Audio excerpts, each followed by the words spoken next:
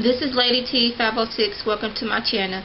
Today I'm going to be doing the Real Housewives of Atlanta Season 3 Episode 12 review. The show starts off, Kandi, she's in the studio preparing for her promotional tour, and Kim comes in because Kim is supposed to be opening up for her. Before Kim starts to sing, she's telling Kandi how she's went to contact some store to see if he could bedazzle her a microphone, and that she got it in pink and she's gonna give Kandi one in black. And Candy's like, this ain't the time, this is my career we're talking about. I ain't got time to be worrying about if my microphone is doggone blinged out. So Kim gets up there and she's rehearsing, and when she's singing and dancing, it looks like somebody who has been drunk and went to karaoke and decided to get up there and sing and dance, because it's not in tune. Everybody knows Kim cannot sing, and then when she tries to dance and put it together, it's just like 1 and 2 and 3 and 4 and 5 and 6 and 7 and 8, and it's just bad. And Kandi had to let her know, Kim, you need to step this up. This is my career we talking about. This is all fun and games for you, but this is my career we messing with. We gonna get over there to Cynthia and Nene. Cynthia takes Nene out because she wants to show Nene the place where she's gonna have, I believe it's either the wedding or the reception, but it's at a museum amidst all the dinosaur bones. And Nene's looking like, you want to have your, wedding reception and all that here? She's like, wants to get everything decorated. She's not even going to notice the bones.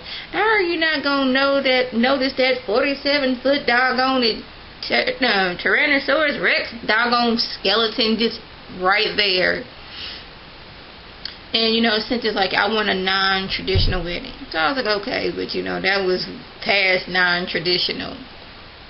And Nene sits Cynthia down and is like, hey, girl, I told Kim, was that little friendship, note thing, was that for real? And she's like, no, I was just doing it to tease the tension. You and Greg were arguing, and that, we didn't talk for a few days, and I just thought it would be a good laugh. But she's like, well, I told Kim about it, and I just thought it was weird. And, Cynthia's like, that was just like a joke between us. I didn't want you going off and telling everybody. And she kind of got offensive because she was like, I already know what Kim was thinking. I already know what Kim going to say about this. She's always got something to say about somebody. So they, hashed it out for a minute, and then they went on back to being friends. We going to get over to Miss Shereé.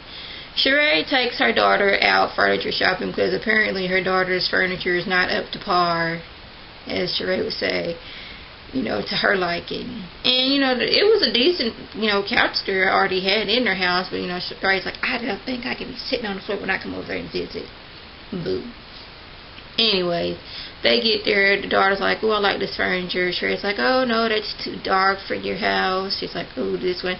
No, that one's too long. This is too that. And Shereé finally is like, oh, this one's nice. And the daughter's like, okay, yeah. And as they're looking through stuff, the daughter's like, ooh, I like that painting. Ooh, I like that lamp. Ooh, I like that. And Shereé was like, nah, I'm just getting you one thing. So the daughter leaves, and Shereé sits down with the saleswoman. She's like, oh, I'm going to surprise her.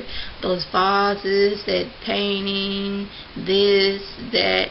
And the whole time Shereé's talking about this, I'm just thinking, I hope Shereé does not get that girl's stuff repossessed for not paying it.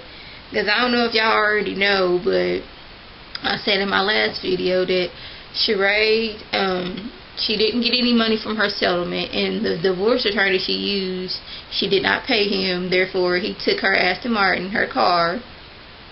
Then I heard that she didn't pay her private investigator, so all the money she makes from the show, she does not get. And on top of that, I heard that she was getting evicted. And to me, it sounds like Shereé is living ghetto fabulous. And for those who do not know what that is, that means you living well above your means. That'd be like somebody, no disrespect for people who live in the projects, but that'd be like somebody living in the project and got $150,000 car and $20,000 rims, and you living in the projects, or you living with your mama in your mama's basement. You like to live a lifestyle that you cannot afford. And I'm thinking, Shereé, that's happening to her. You know, when she was married, I guess she was used to all the, you know, the glitz and the glamour and the bling and all that stuff. And, you know, now no longer she's not getting that money. She still want to live like that, but just don't have it. So the stuff comes up to like $7,500, and for a split second, it like Shereé's like, oh my goodness. Then, you know, she held it in and says like, how are you paying? Credit card, of course. Okay, Shereé, you don't act like it. So the furniture people, her daughter and her daughter's boyfriend are like gone somewhere, and the furniture people come and they bring the stuff, and I guess some of her daughter's friends are there. And I want to ask y'all something. Is it just me, or does it seem like Shereé and her daughter, something about their relationship just does not seem right? It's like Shereé did not know about her daughter until damn, like she had her when she was young, gave her up for adoption, and then they just met up a few years ago. That's how the relationship seems to me, because the past 2 seasons, I don't know if I was not paying attention, but I never heard Shereé mention that she had 3 kids until this season. Let me know what y'all think. So we're gonna get over to Miss Phaedra. Candy visits Phaedra, you know, and the baby. Phaedra, she's actually seeming motherly. She's sitting up there with the baby. She's feeding, well, she's nursing him, and, you know, extra comfortable with Candy, even though she had like a little towel over her, you know, to cover her up. And, you know, she was saying, you know, Candy was telling her how she's going on a, you know, promotional tour, and how Kim is gonna be there. And she was looking like, oh, Kim. You know, Kim was talking about my baby not having, you know, so many. Cynthia and Kim was talking about my baby. And, you know, Candy was like, it was Kim who felt strongly about it, saying how, you know, it was odd about how, you know, you saying you was 7 months and when you really 9 and stuff like that. It's just like, I don't care what you say. This is me and my husband's baby. That was the innocent child. She shouldn't say nothing about it. And she got to talking about it. We're going to go, since we were speaking about Kim, we're going to go to her. She's at home, and her designer comes in and showing her all kind of outfits she can wear on a promotional tour.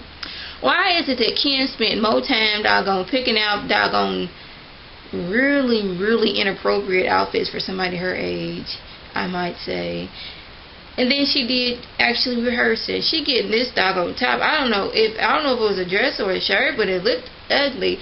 Kim is always trying to squeeze into something little, like trying to act like she's still in her 20s and not in her 40s. She needs to sit down somewhere. You can still have like a sexy look, but not being trashy about it. And Kim always seems to just go for the trashy side instead of the classy. Anyways, Candy, you know, she calls Phaedra looking like, hey, I'm finna go on tour. I want, you know, me and all the girls, we going to the spa. And Phaedra's like, that'll be so good, you know. I'm still, you know, new mommy. I don't get out much no more. That'll be good for me to relax. So all the girls get there. They're talking. And Cynthia's baby shower, her bachelorette party comes up. It's like, ooh, we should all go out of town and do this, that, and the third. And Shereé is like, yeah, maybe we should do a contract. And Cynthia's like, damn, here we go again. So she's like, that was just supposed to be a joke between us. And here we go, Kim. Well, I thought it was weird you saying if one of us dies, goes to rehab or stuff. I thought it was weird. She said that was a joke between me and Nene. You know, that had nothing to do with anybody else. They arguing back and forth. So they hush it. And somebody asked, you know, how's Phaedra's baby doing? She's like, oh, he's fine. And then she's like, she got in on Kim talking about something. You was talking about my baby, this, that, and the third. She's like, well, first of all, you know, you may not believe this or not, but I'm well educated. I was a nurse, and you was talking about today going to deliver your baby at 7 months, and doctors don't do that. And she was like, Phaedra's like, well, I know a whole bunch of stuff about you.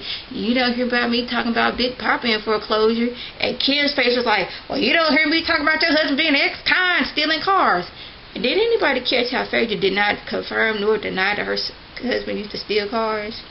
I'm believing that he did, because, you know, somebody, if her husband wasn't out stealing cars in his previous life, she'd be like, oh, my husband went out stealing no cars. She did not say any of that. She was like, yeah, her and Kim tried to go blow for blow. She was like, don't be talking about my baby. And Kim's like, don't be talking about my ex-person I was sleeping with, married man I was sleeping with. I thought it was real funny, but I just knew that they was gonna wait to the very last of the episode to bring that up. But you know, she's like, don't talk about my baby. You know, me and my husband ain't got nothing to do with you. And she's like, I won't talk about your man being in foreclosure, and you don't talk about my man being no ex-con. But my thing is, the reason Phaedra's always talking about how the girl spends so much time talking about what's going on in her life. Well, she's the one that brought it up. And when you bring something up that just does not sound right, people are going to talk about it. Yes, they will. When she's going off, oh, I'm 6-7 months pregnant and the doctor's going to induce me next week, people are going to look at you like, the only reason the doctors would induce you if it was the baby's life at risk or your life at risk. The doctor wasn't just going to do it because, oh, it's Wednesday, it's about 4 in the afternoon, let me go take Phaedra's baby out. Let me know what y'all think. If y'all doing a video about the Real Housewives of Atlanta, you know, post it as a video response. I want you to like this video, comment, subscribe, and tell a friend. This is Lady T signing off. Have a good one.